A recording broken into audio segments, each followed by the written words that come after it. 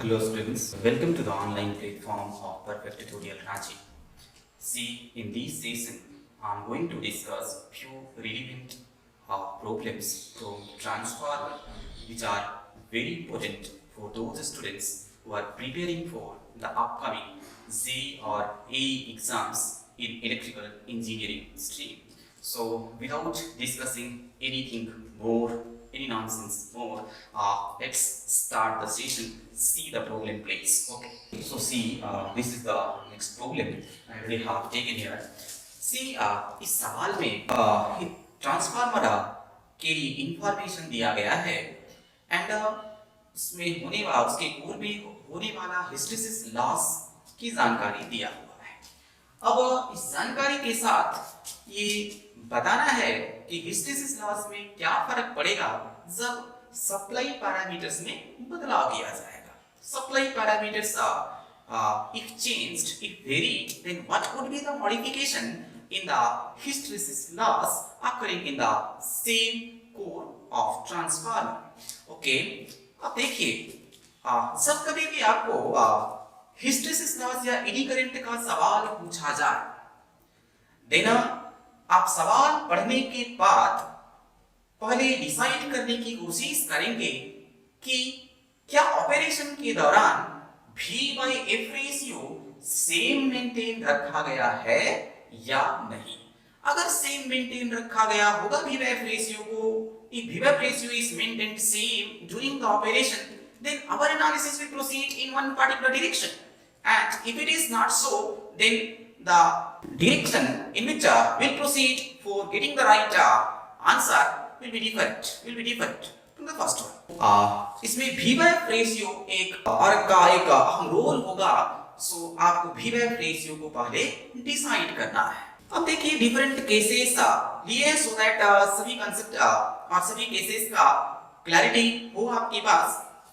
C please, in a transformer at 240 volt 60 hertz hysteresis loss Ph is equal to 200 watt. एक transformer इसका supply voltage or it applied voltage or 240 volt at 60 hertz, 240 volt at 60 hertz, 60 hertz पर supply किया जा रहा है अगर 240 volt, तब hysteresis loss जो है वो 200 वाट है। देन सवाल नंबर 1, इसमें पूछा गया if it is operated at 140 volt, sorry 160 volt 40 hertz, then voltage 240 volt के बजाय 160 वोल्ट अप्लाई किया गया है और 60 हर्ट्ज के बजाय 40 हर्ट्ज फ्रीक्वेंसी है। वोल्टेज 240 वोल्ट के बजाय 160 एंड फ्रीक्वेंसी जो है फ्रीक्वेंसी 60 हर्ट्ज के बजाय 40 हर्ट्ज अप्लाई किया गया, देन हिस्टेरिसिस लॉस क्या होगा।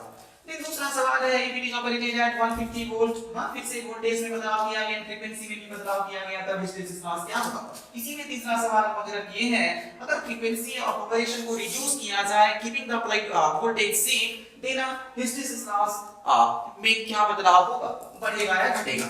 उसी तरह तीसरा मॉडल है if supply voltage is reduced keeping the, मतलब सप्लाई वोल्टेज को रिड्यूस किया जा रहा है keeping the frequency of operation same, then hysteresis loss में क्या फर्क पड़ेगा। यही चार मॉडल्स हैं, यही चार पॉसिबल मॉडल्स हैं।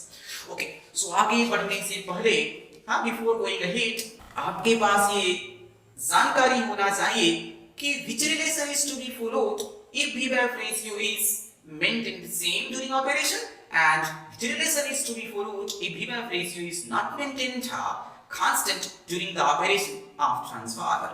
Okay, so see just जानकारी के लिए सवाल बनाने से पहले आपको बता दें hysteresis loss empirical formula given for hysteresis loss W E or pH is equal to Steinmetz constant eta into Bm to the power x into F into A. See here V is the volume of core,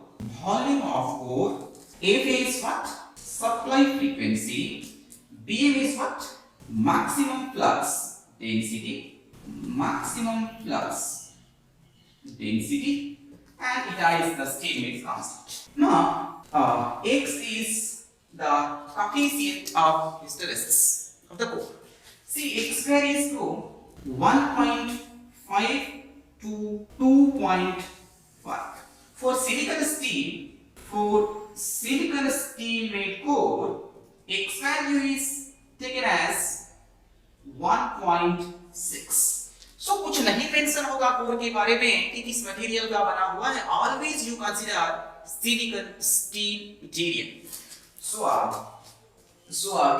that x value कितना consider करेंगे 1.6. x value 1.6. देखिए एक बार transformer को design कर दिया गया, then volume of core is fixed or will be fixed or not, s will be fixed. इधर statement constant fixed. So see doing operation के दौरान क्या होगा, pH means hysteresis loss proportional to Bm to the power x into F only. Okay, so you can write doing operation of transformer, hysteresis loss pH directly proportional to Bm to the power x का value ले रहे हैं 1.6, ये मानते हुए कि core बना हुआ है silicon steel into F. Once the transformer is designed, ये ऑपरेशन स्टेज में और ऑपरेटिंग स्टेज में बात कर रहे हैं. अब EMF इक्वेशन से आप ये भी जानते हैं, Bm proportional to what? Bm from EMF equation बार-बार लिखने की जरूरत नहीं है. From EMF equation, you know Bm directly proportional to applied voltage by frequency ratio. Okay. अब देखिए अगर V by रेशियो को ऑपरेशन के दौरान कांस्टेंट रखा जाएगा तो Bm कांस्टेंट होगा.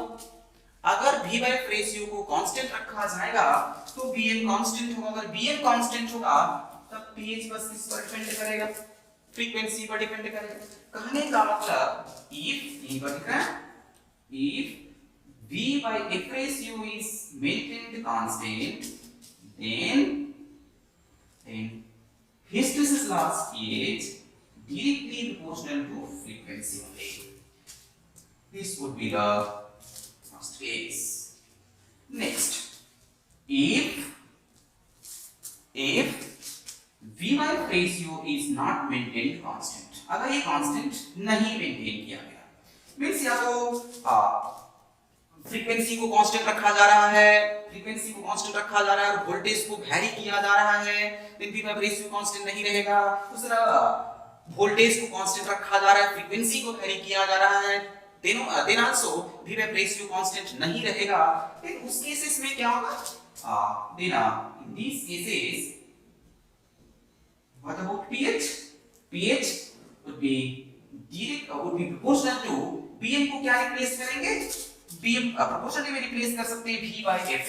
so V to the power 1.6 by F to the power 1.6 and into में F है F to the power 1, so कितना मिलेगा आपको V to the power 1.6 divided by F to the power 0.6. so this would what be the relationship, you have to follow if the V by ratio is not maintained constant. अगर V by ratio को constant maintain नहीं किया जाए तब hysteresis loss proportional होगा किसका, V to the power 1.6 by F to the power 0.6 का for silicon steel core. Okay, बस इतना ही आपको ध्यान रखना है. Only these two relationships you have to follow for answering any model of problems from hysteresis loss calculations. Okay, come to problem number 1 or case 1. If it is operated at 160 volt 40 hertz, then अब बताइए पहले V by ratio कितना था, पहले V by ratio हमारा 240 V by F ratio पहले था 240 by 60, numeric value कितना 4. अभी V by ratio कितना 160 by 40 भी कितना 4. so V by ratio same maintain रखा जा रहा है. अब V by ratio same maintain अगर रखा गया तो हमारा एनालिसिस और आप एनालिसिस में फॉलो करेंगे इस रिलेशनशिप को. मींस अगर V by ratio same maintain constant maintain रखा गया तो hysteresis not directly proportional to frequency. अगर hysteresis not directly proportional to frequency है then pH dash would be equal to what, would be equal to old pH is how much, means लिख रहे हैं just formula pH into new frequency, that is f dash by f. f dash means new frequency. Ratio लेंगे तो ph dash by ph is equal to f dash by f. Okay, Prithvi उसी को लिखना है, तो क्या लिखेंगे ph की जगह में? pH आप लिखेंगे न्यू pH और सिंपली pH बोलेंगे pH would be equal to 200 multiplied by new frequency is what? New frequency is 40, old frequency 60. Old frequency 60. You will get, you will got the result as 133. So now 60 is 133 watt. 133 watt approximately you will got or you will get. Okay, you can calculate. 0 cancel out. So we write 200 into 2 by 3 means 400 by 3. 400 by 3 means 133.3 you say. This much of watt. Okay. Now next सवाल दूसरा है, if it is operated at 150 volt 30 hertz. अब जो है फिर से V by F ratio आप check करेंगे. पहला काम होगा आपका V by F ratio check करना. सो अब V by F रेशियो क्या रहा? हाँ 150 न्यूमेरिक वैल्यू बस देखेंगे. 150 by 30 करिए. 150 by 30 5. ओके, पहले कितना था? 4. अभी है 5. अभी है 5. पहले था 4 और अभी है 5. So V by F ratio same रखा क्या? सेम मेंटेन है या सेम मेंटेन नहीं है? V by F ratio is not maintained constant now. So अगर V by F ratio constant नहीं है, then इस रिलेशनशिप को फॉलो करेंगे. pH proportional to V to the power 1.6 by F to the power 0.6. F to the power 0.6. So इसके लिए आप ऐसे लिखेंगे pH dash be equal to proportionally लिखेंगे. then old pH is your 200 multiplied by V to the power 0 voltage. New voltage is how much? 150 and old voltage is how much? 240 to the power 1.6 multiplied by 240 पर frequency कितना? 60 hertz by 30 hertz to the power 0.6 to the power means to the power 0.6. You have to use calculator. Generally this model of problem is not asked in those exams where calculators are not allowed. इस model के सवाल generally उन exams में नहीं पूछे जाएंगे जिन exams में calculators allowed नहीं है. Do remember. सो बस जानकारी रखने के लिए एनालिसिस का तरीका क्या होगा, जानकारी रखने के लिए आप जानिए. But be sure I am assuring you this model of problem will not be a numeric model in those exams where calculators are not allowed. So answer, if you do calculations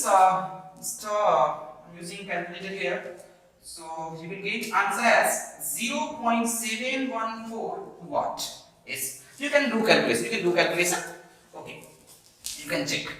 Next, हमारा ध्यान actually calculation पर यहाँ नहीं है, ध्यान actually solution के तरीका trick बताना है.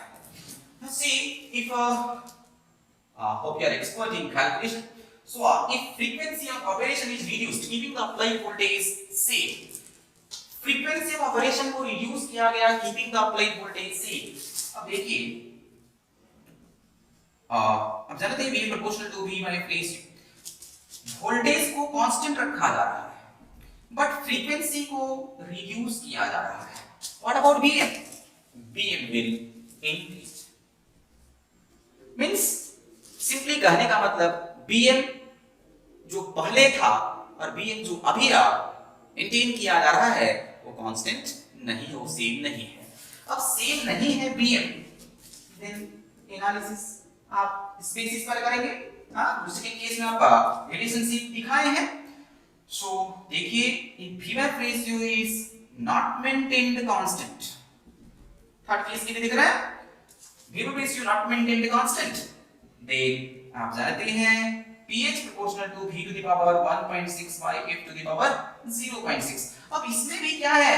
V ratio constant नहीं है, but V तो constant है ना, keeping the applied voltage same. So V constant है, अब proportionally constant को आप remove कर सकते हैं, means simply आप लिख सकते हैं pH inversely proportional to F to the power 0.6. F to the power 0.6. अब बताएंगे फ्रीक्वेंसी को रिड्यूस किया गया है. What about pH increases. अगर V रेशियो कांस्टेंट मेंटेन नहीं है बट वोल्टेज कांस्टेंट है और उसमें अगर फ्रीक्वेंसी को रिड्यूस किया जा रहा है तब हिस्टेरिसिस लॉस जो है वो इंक्रीज करता है. हिस्टेरिसिस लॉस इंक्रीज करेगा. Okay, next fourth case. See the fourth case. If supply voltage is reduced keeping the same frequency of operation. अब supply voltage को reduce किया जा रहा है keeping the same frequency of operation. When supply voltage जो है पहले जो था 240 वोल्ट तो अभी भी 240 वोल्ट. लेकिन फ्रीक्वेंसी ऑफ ऑपरेशन को रिड्यूस किया जा रहा है. पहले अगर 60 हर्ट्ज पर सप्लाई किया जा रहा है तो अब 60 हर्ट्ज से कम फ्रीक्वेंसी पर वोल्टेज को सप्लाई वोल्टेज अप्लाई किया जा रहा है. तो फिर भी अगर ओनली एक पैरामीटर में ओनली एक पैरामीटर में बदलाव किया जाए, एक पैरामीटर को कांस्टेंट रखा जाए, रेशियो कांस्टेंट मेंटेन रहेगा क्या? सिंपली आंसर होगा आपका नो. तो इस केस में भी फोर्थ केस में भी V रेशियो कांस्टेंट नहीं मेंटेन किया जा रहा. This is the case. V ratio constant नहीं है.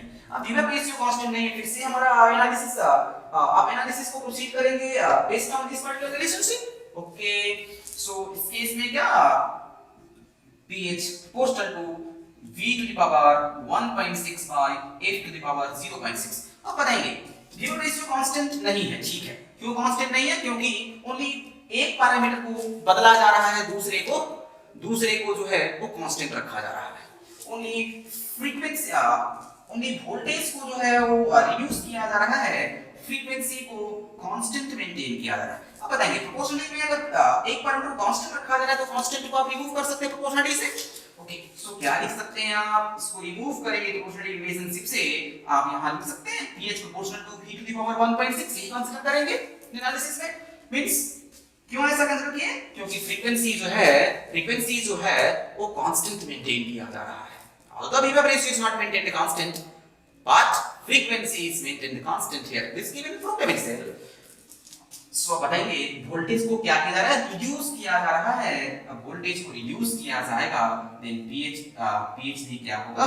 रिड्यूस होगा. pH भी रिड्यूस होगा मींस हिस्टेरिसिस लॉस भी रिड्यूस होगा.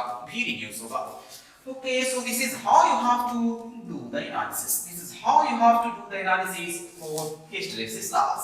Now, इसी सवाल में हम एडी करंट लॉस का भी एनालिसिस करना चाहते हैं. ओके, अगर ये pH की जगह में अगर ये हिस्टेरिसिस लॉस के बजाय एडी करंट लॉस होता सिंपली P, हिस्टेरिसिस लॉस के बजाय ये एडी करंट लॉस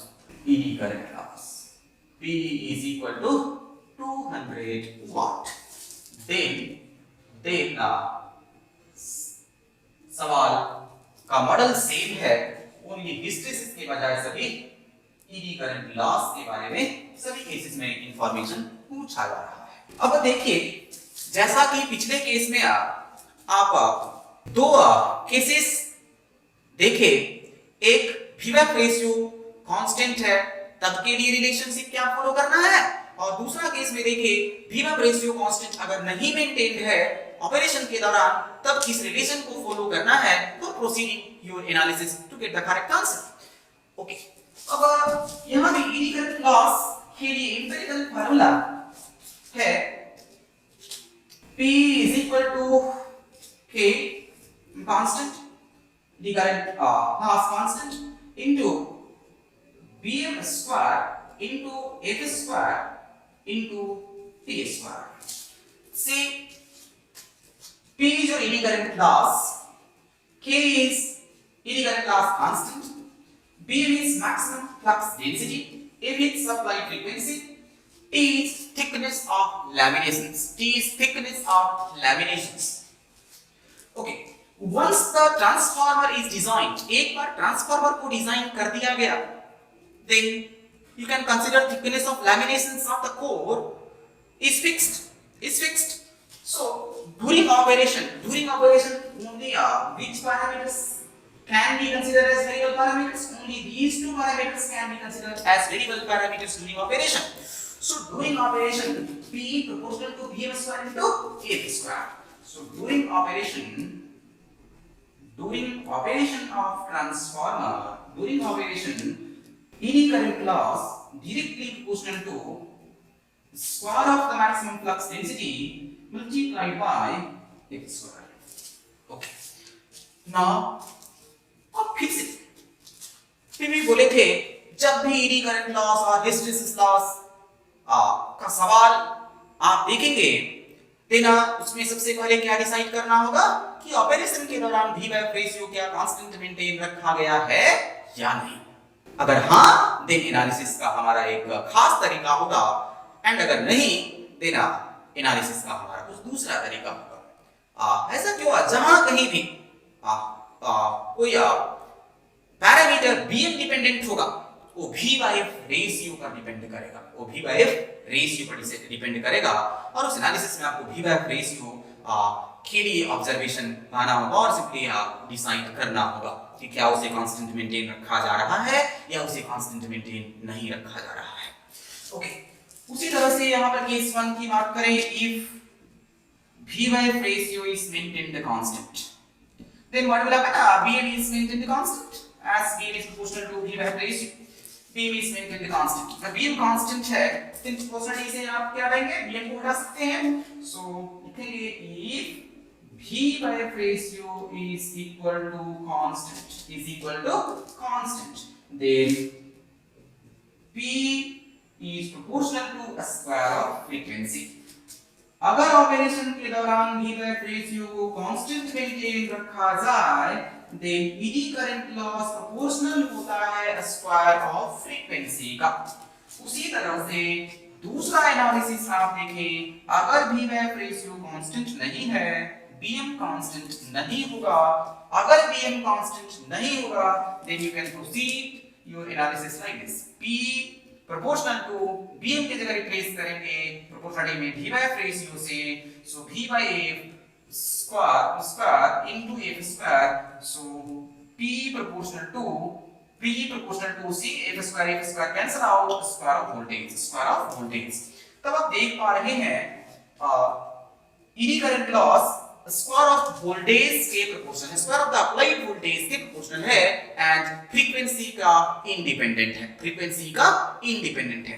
कहने का मतलब if V by ratio is not maintained constant, then eddy current loss proportional to a square of voltage, and यहीं पे आप लिख सकते हैं and independent of frequency, yes or no?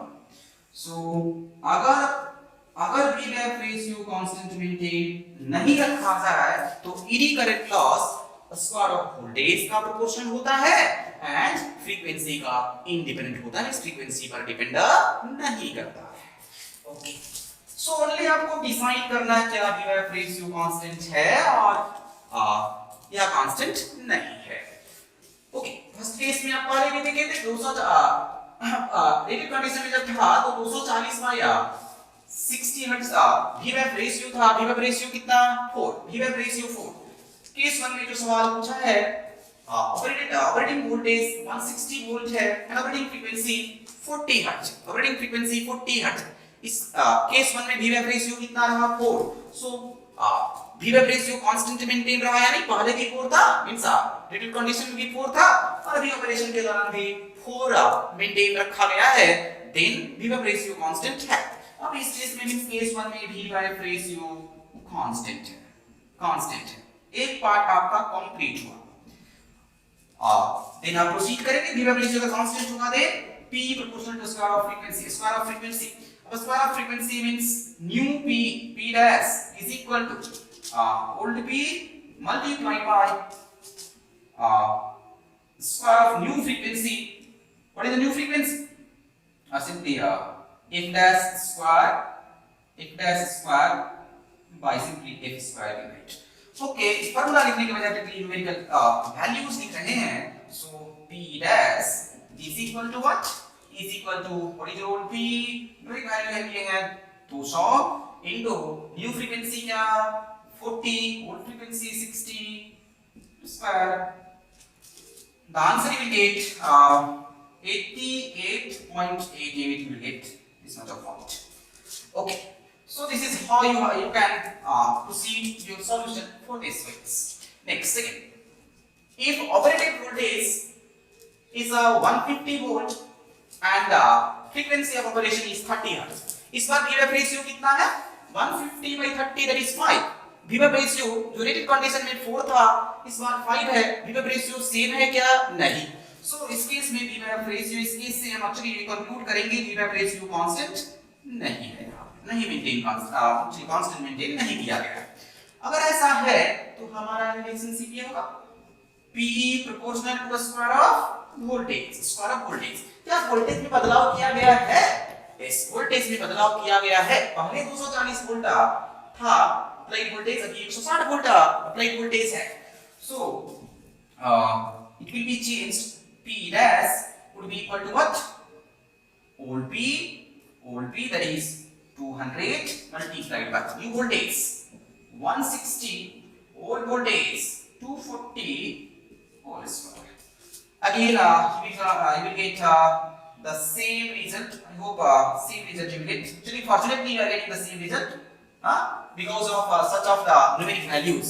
ये numeric values इस तरह से दिए हुए उसके चलते आप same values पा रहे हैं. ऐसा नहीं है कि हमेशा जो है वो इसी तरह क्लॉज के लिए आप same values पाएंगे. VWAP ratio सेम रहे या VWAP ratio सेम नहीं रहे तब कि ऐसा नहीं है. न्यूमेरिक वैल्यूज के जो न्यूमेरिक वैल्यूज दिए गए उसके अकॉर्डिंग ये आंसर आपका आएगा. Okay, next third case.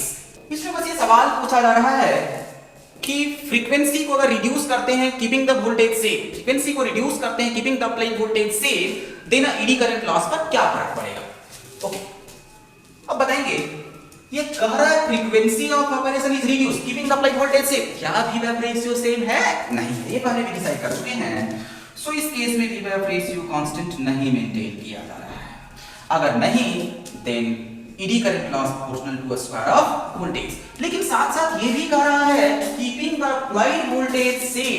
Keeping the applied voltage same means applied voltage को कांस्टेंट रखा जाए जा रहा है. मींस पहले अगर 240 वोल्ट अप्लाई किया गया था रेटेड कंडीशन में, देन अभी भी 240 वोल्ट ही अप्लाई किया जा रहा है.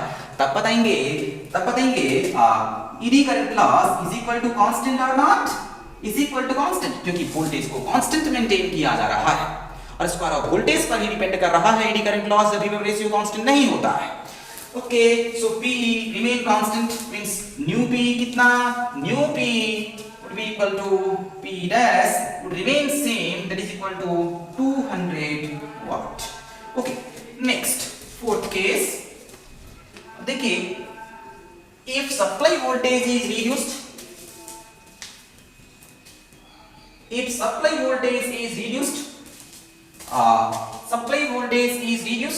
keeping the frequency of operation same, then what about the eddy current loss? ये भी पूछा जा सकता है. eddy current loss घटेगा, बढ़ेगा, कांस्टेंट रहेगा. ठीक है, पिछले केस में क्या रहा था? कांस्टेंट रहा. इस केस में देखिए, सप्लाई वोल्टेज को रिड्यूस किया जा रहा है, फ्रीक्वेंसी को सेम मेंटेन किया जा रहा है. एक पैरामीटर को रिड्यूस किया जा रहा है, दूसरे को कांस्टेंट रखा जा रहा है. कहने का मतलब अगर रेशियो लेंगे क्या कांस्टेंट होगा? क्या नहीं, कांस्टेंट नहीं होगा. तो इस केस में भी VWAP रेशियो कांस्टेंट नहीं है. VWAP रेशियो कांस्टेंट नहीं है, देन हमारा एनालिसिस इस पर्टिकुलर रिलेशनशिप को फॉलो करते हुए आगे बढ़ेगा. Then P proportional to square of voltage. अब बताएंगे वोल्टेज में कोई बदलाव किया जा रहा है क्या? P कांस्टेंट रखा जा रहा है. अगर वोल्टेज को भी कांस्टेंट रखा जाएगा then P will remain constant, but voltage को रिड्यूस किया जा रहा है. Voltage is reduced. So voltage को अगर रिड्यूस किया जा रहा है, PE will reduce. ED current loss will reduce. Okay, so this is how you have to do the analysis. Okay, so if the contents are really relevant and beneficial to you, do like and subscribe. Obviously, it would be beneficial to you in future. Thank you for today's session. We'll meet again.